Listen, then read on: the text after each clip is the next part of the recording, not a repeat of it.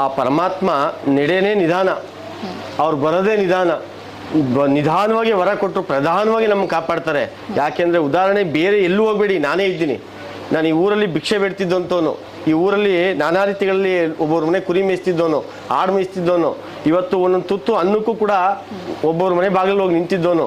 ಇವತ್ತು ಈ ಊರಿನ ಜನಗಳು ನನ್ನ ಕಾಪಾಡಿದ್ರು. ಈ ಊರಿನ ಜನಗಳಿಂದ ನಾನು ಆಶೀರ್ವಾದದಿಂದ ಬೆಳೆದೆ. ಇವತ್ತು ಆ ಸ್ವಾಮಿ ನನಗೆ ಯಾವ ರೂಪದಲ್ಲಿ ಒಲಿದ್ರು ಅನ್ನೋದೇ ನಂಗೆ ಗೊತ್ತಿಲ್ಲ. ಇವತ್ತು ಅವನು ಒಲಿಲಾಗಿ ಇವತ್ತು ನಾನು ಈ ಮಟ್ಟಕ್ಕಿದ್ದೀನಿ. ಈ ಕ್ಷೇತ್ರದಲ್ಲಿ 4 ಜನ ಅಸ್ತೋರು ಬಂದು ಹೊಟ್ಟೆ ತುಂಬ ಊಟ ಮಾಡ್ತಾ ಇದ್ದಾರೆ.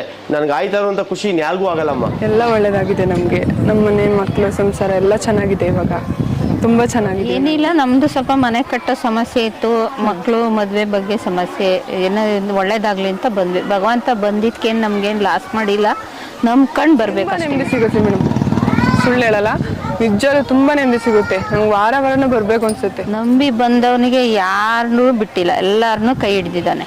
ಅದೊಂದು ನಮ್ಗೆ ಕೆಟ್ಕೊಂಡು ಬರ್ಬೇಕು. ಕ್ಷೇತ್ರದಲ್ಲಿ ಯಾರಿಗೆ ಮದುವೆ ಆಗಿಲ್ಲ ಅಂತೀರೋ ಅವ್ರು ಬಂದು ಆ ಪರಮಾತ್ಮನ ಓಮು ದಿವಸ ಬಂದು, ಅಮಾವಾಸ್ಯೆ ಹುಣ್ಣಿಮೆಯಲ್ಲಿ ಹೋಮ ಇರ್ತದೆ, ಆ ಓಮು ದಿವಸ ಬಂದು ನಿಮ್ಮ ಇಷ್ಟಾರ್ಥಗಳನ್ನ ಕೇಳ್ಕೊಂಡು ಮನಸ್ಪೂರ್ವಕವಾಗಿ 108 ಎಳಬತ್ತಿ ಹಚ್ಚಿ ನೀವು 3 ಅಮಾವಾಸ್ಯೆಲಿ 3 ಹುಣ್ಣಿಮೆಲಿ ಆ ಅಭಿಷೇಕದ ನೀರು ಹಾಕ್ಸ್ಕೊಳ್ಳೋದ್ರಿಂದ, ಅಷ್ಟು ನೀರು ಬೀಳೋದ್ರಿಂದ ನಿಮಗೆ ಮದುವೆ ಲಗ್ನ ಕಂಕಣವಾಗಿ ಕೂಡಿ ಬರ್ತದೆ. ಆ ಪರಮಾತ್ಮನ ಆಶೀರ್ವಾದ ಇರ್ತದೆ ಅಂತ ನಾನು ಹೇಳಕ್ಕೆ ಇಷ್ಟಪಡ್ತೀನಿ. ಬಂದು ಆ ಪರಮಾತ್ಮನ ಆಶೀರ್ವಾದ ಪಡ್ಕೊಳ್ಳಿ.